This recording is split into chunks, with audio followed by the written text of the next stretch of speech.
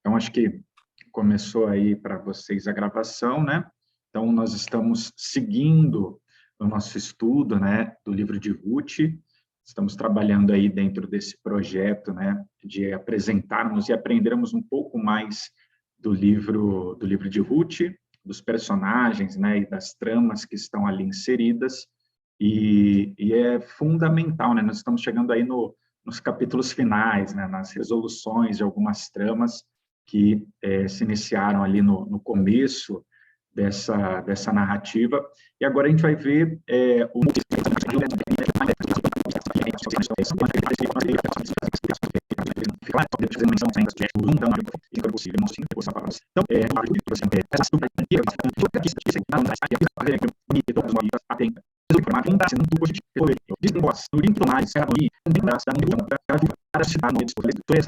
então, a mim não poderia não prejudique o que me complica tá não poder fazer.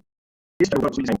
Ele fala o negócio de causar, esse é o negócio de contrato de causar, em base de sanção, tudo decide que aquele aluno vem com primeira e foi o assustado desse sobre a sua que não seja exterminado dentro dos irmãos. Da cidade. Disso hoje, temos povo que está na sanção séria. Você não se faz quem entrar na tua cara, que anda na Israel, e faz algo assim, e fala que aqueles que não tem, aqueles que não tem, não tem nada, mas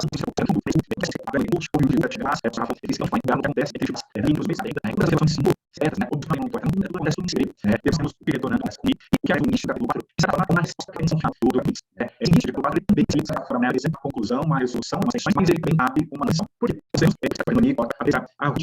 quando o Ruth retorna com realidade, nós já sabemos do pai, a gente leva como uma situação tranquila. Mas acontece, se levantam questões muito sérias. Primeiro, Boaz coloca um impeditivo na história, né? Por mais que ele abençoe, por mais que ele fale, ele sinta também extremamente grato por Ruth ter escolhido, né? Poder escolher o homem de Israel, esse gato por Ruth ter escolhido, abençoa a Ruth, mas ele fala, mas existe um outro criador, né? Esse personagem ainda não apareceu na história, né? Até agora nós não sabíamos que existia, e agora existe essa situação, esse ato que vai ser colocado no capítulo 4. No final do capítulo 18, o diálogo de Ruth com Noemi, agora as duas saem de cena. Por quê? Noemi fala, olha, Ruth, aquilo que nós planejamos, né, aquilo que, de certa forma, estava ao nosso alcance, já foi feito. Elas, como mulheres, duas viúvas, Ruth ainda Moabita, elas não teriam como solucionar essa situação que, de certa forma, cabia a Boaz. De uma maneira muito próxima, né? Como eu falei, o capítulo 4 e o capítulo 3, eles têm proximidades e contrastes, né? A proximidade é que, assim como acontece no capítulo 3, nós temos personagens extremamente ativos na resolução vamos colocar assim, né, dos conflitos, dos possíveis empecilhos que possam acontecer dentro desse cumprimento tanto de Deus. Nós vimos que ele é caracterizado, né, ele é descrito desde o início, desde lá do capítulo 2, né, no livro de Ruth, como um homem bom, né, como alguém que, mesmo no momento de tensão extrema, né, como aconteceu no capítulo 3, ele é alguém que procura solucionar, né, de maneira justa essas questões, né, as suas questões. E nós vamos ver como isso vai acontecer também nos primeiros versículos do 4. Né? Então, o imediatismo que Noemi coloca, né, olha, espera Ruth, porque agora a gente não tem mais, né, como resolver essas coisas, porque pode ficar tranquila, né? Boaz não vai descansar enquanto não resolver essa situação, né? A gente não tem uma relação cronológica, né, no sentido de saber se essa conversa de Ruth e Noemi, né, aconteceu numa noite, logo na manhã seguinte, né, Boaz resolve, ou se de alguma maneira, né, se resolve no mesmo dia, mas o capítulo 4 ele já começa trazendo esse imediatismo, né? Boaz subiu à porta da cidade e assentou-se ali. Então, logo que termina a cena, né, aquela situação de Ruth e Noemi, de Boaz e Ruth, depois Ruth e Noemi, nós temos uma ação imediata de Boaz em subir, né, em sair ali do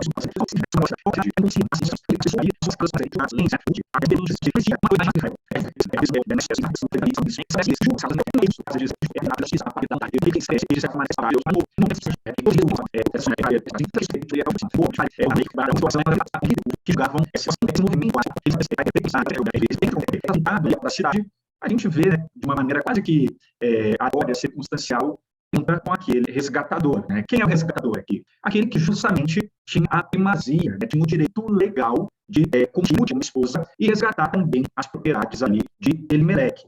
É interessante, meus queridos, que a gente vê, né, que, obviamente, esse personagem ele não é nominado. Né? Eu falei, obviamente, mas não é tão óbvio. Né? Por que esse personagem não é nominado? Né? Porque, muito provavelmente, a gente vai ver que a relação que se estabelece entre Elimeleque e o resgatador é uma relação justa.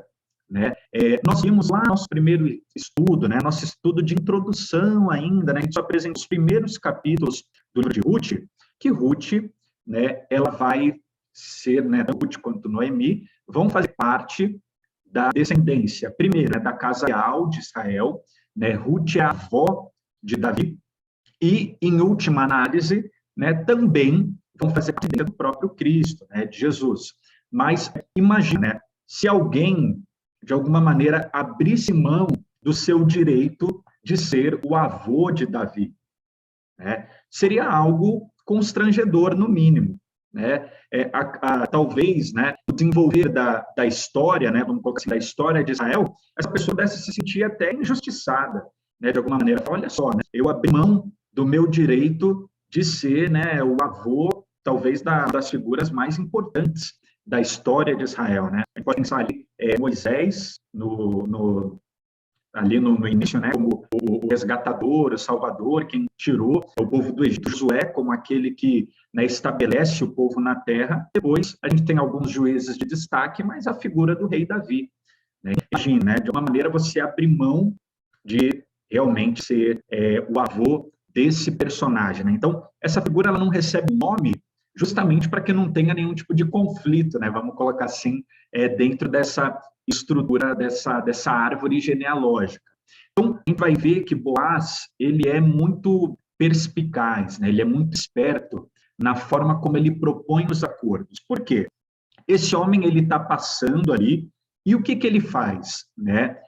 Boaz, que estava ali sozinho, ele pede para que se assentem, né? Ou seja, esse sentido, né, de tomar assento, de estabelecer uma conversa, um diálogo, já é tudo arquitetado por Boaz, né? Porque ele tem um objetivo maior.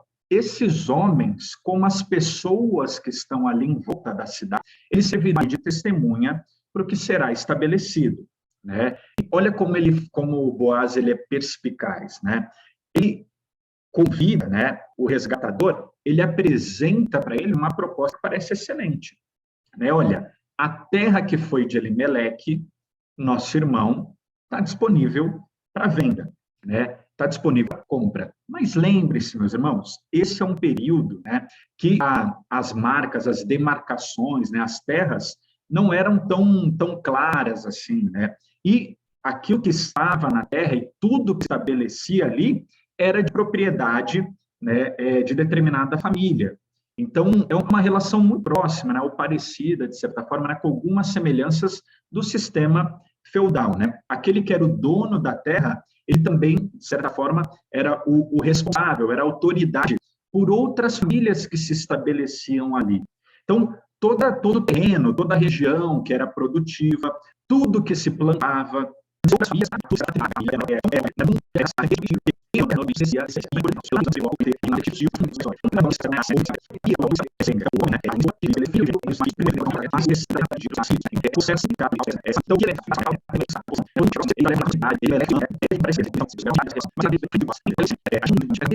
nós temos de Boaz, como anteriormente, ele é construído, né, as suas atitudes, a forma, né, desde a primeira fala, a fala de Boaz é uma bênção, no capítulo 3, a primeira fala de Boaz também é uma bênção relacionada ao próprio Deus. Então, agora ele ele oferece, né, esse resgatador essa possibilidade de assumir, né, as terras de Elimeleque. E olha que interessante, diante da possibilidade de assumir as terras, né, instantaneamente ainda tem a palavra do resgatador.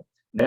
Olha, estou falando para você porque legalmente você tem direito de resgatar a terra de Elimeleque. Meus irmãos, isso é fundamental para que a gente entenda, né, e para que a gente, de certa forma, admire ainda mais a figura de Boaz. Por quê? Boaz é um homem que cumpre a lei. né, de certa forma, até acima. A gente viu no capítulo 3, um capítulo lido, né? A própria resposta de Boaz, lá no versículo 10, né, a Ruth, talvez indicasse, né, que Boaz já tivesse, de certa forma, ali, meio que enamorado de Ruth, né, tivesse meio que apaixonado, ou se sentisse, né, privilegiado de alguma forma por aquilo que Ruth, pela escolha de Ruth, né, e mesmo assim, ele poderia muito bem, né, ter chegado ali somente nos anciãos, ter falado, olha, eu estou resgatando aqui a terra de Elimeleque, talvez até de alguma maneira, né, ele fosse um homem de posse, poderia propor ali alguma partilha, alguma coisa, porque esse maior dele era em Ruth, né, não nas terras.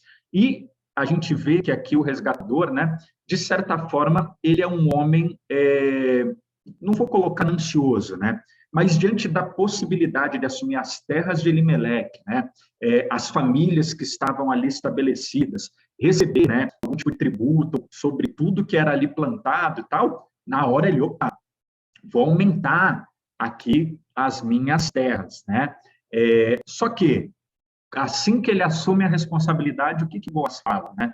Boaz apresenta, de certa forma, o cenário completo, né? Só que, no dia que você tomar da mão de Noemi a terra, tomarás também a mão. E olha como o narrador apresenta a Ruth aqui, né? Na boca de Boaz, ele já apresenta como Ruth a Moabita, que já é viúva. Para quê? Para que suscite o nome, né, do seu esposo, o nome que continue, né, de certa forma, o nome de Elimeleque, de Quilion, né, e do marido de Ruth, para que se estabeleça descendência. Então, essa é a lei do levirato, né? Nós já falamos, já citamos em algum momento, mas o próprio Rafael, no nosso último encontro, falou, quando um líder, né, quando um homem, quando alguém da casa de Israel morria sem deixar descendentes, cabia ao parente mais próximo, né, fosse um irmão, né, se não tivesse mais irmãos, um primo, se não tivesse primos, né, um tio ou o pai, né, quem fosse ali o parente mais próximo, suscitar, né, tomar uma das suas esposas, suscitar a descendência para quê? Para que o nome daquela pessoa não fosse apagado, né, suas terras não fossem tomadas por outras famílias. Então, era uma questão de honra e também uma questão legal. Ao passo que o que acontece?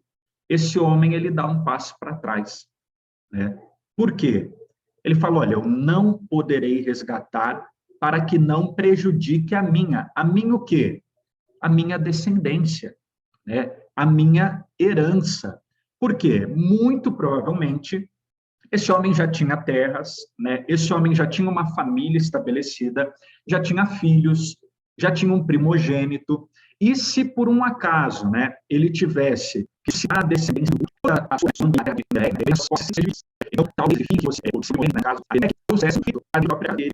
Então, ali a situação da lupa é melhor, porque também explicar a necessidade de que você tem estrangeira, ou seja, ela não traz, né, vamos colocar assim, os direitos, os direitos da palavra branca, mas não vai comigo, ela não tem nem direito sobre a situação de essa forma que ela está falando, ela não tem nada, ela só pode pedir, né? Então, você se inicia, só que a família ali, os próprios bens da situação, porque não sabe, né, você está na e não de certa forma, é isso que fala. Então, olha, se tem essa situação, eu não posso assumir.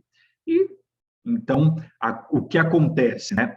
Aqueles 10 anciãos, e não somente eles, né? A ideia que a porta da cidade, principalmente nessas negociações mais complexas, como eu falei, né? Por quê? Teria que se estabelecer, né? A terra de Elimeleque, onde, de certa forma, né? Quais eram os pontos que demarcavam a terra de Elimeleque? Como eu falei, as famílias que ali habitavam, né? Que teriam agora, né? Uma nova liderança. Então, todas essas situações que eram mais complexas, além da liderança, normalmente o povo parava ali, né, para ouvir. E a gente vai ver que lá no final, né, além desses 10 homens, desses líderes, existem mais pessoas que estão ali vendo essa situação. Então, existe um contraste daquilo que acontece no capítulo 3. Né? No capítulo 3, como eu falei, é tudo muito secreto, né?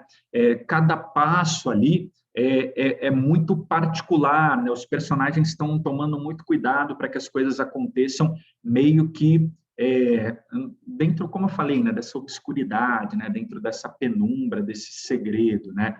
Aqui não, desde o primeiro passo, né, Boaz, ele se coloca à porta da cidade, um local público. Para quê? Para que aquilo que se estabeleça ali, né, tenham testemunhas, as pessoas possam verificar e, como eu falei, né, a lei é cumprida, né? Boaz, ele não passa a perna, né, no resgatador ou coisa parecida. Ele apresenta uma situação, né, que para o resgatador no início parece interessante, só que Ruth é preponderante, né? De certa forma, ela é meio que um peso morto, é quase que uma desonra para aquele homem ter que assumir a descendência a partir de uma moabita e, de certa forma, ter que dividir, né, as suas terras, os seus ganhos, a sua herança com uma moabita. Então, essa situação é importante para quê? Para que a gente entenda o que vai acontecer, né, nos próximos passos, né? Então, a partir do momento que aquele homem não quer resgatar, Boaz assume a responsabilidade, né? Então, olha, aquele homem fala, não vou mais comprar.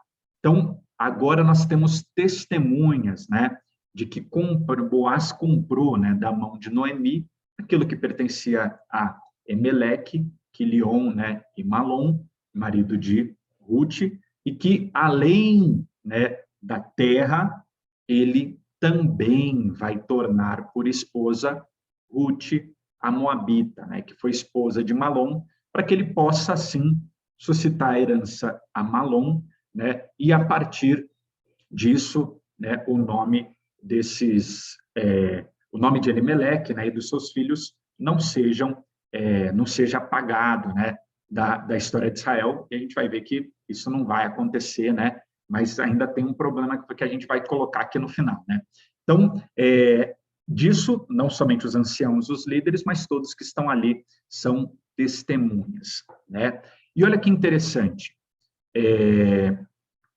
o narrador ele faz uma nota aqui, né, no versículo 8, né? Era costume de Israel, aqui o narrador vai mostrar para que a gente entenda o que está acontecendo, né? Olha que interessante como eles faziam. Quando acontecia, né, uma permuta, um resgate, né, alguma coisa que era por direito ou por combinado, um entregava o sapato por outro, né? De certa forma, era como se estabelecia uma aliança. A palavra, né, o verbo para aliança no hebraico significa literalmente, né, dividir ou fazer em partes, de tal maneira que uma coisa que era única, agora ela está dividida, mas ela torna sentido, né, quando essas duas partes se encontram, né? Então, esse entregar os sapatos é essa forma, né? O que é um par, né, agora está estabelecido um acordo entre esses dois pés, vamos colocar assim, né? Então, é uma nota do narrador interessante, né? Como que eles estabeleciam esse acordo e as testemunhas agora são colocadas, né? Para que a gente entenda que Boaz agora, por direito, vai estabelecer, né? Vai ser um marido de Ruth, né? Então, para nós, já é uma celebração, né? Só que a gente vai ver agora nos versículos finais, né? Uma bênção, uma saudação dos anciãos. Por quê? Dentro dessa relação ainda tem um problema sério, né? Todo o povo que estava à porta, os anciãos disseram, somos testemunhas. Como eu falei anteriormente, né? Era comum que as pessoas que estavam ali passando pela porta da cidade, né? Com certeza era uma região pública, e a galera, né? Igual a praça, né? Da cidade do interior.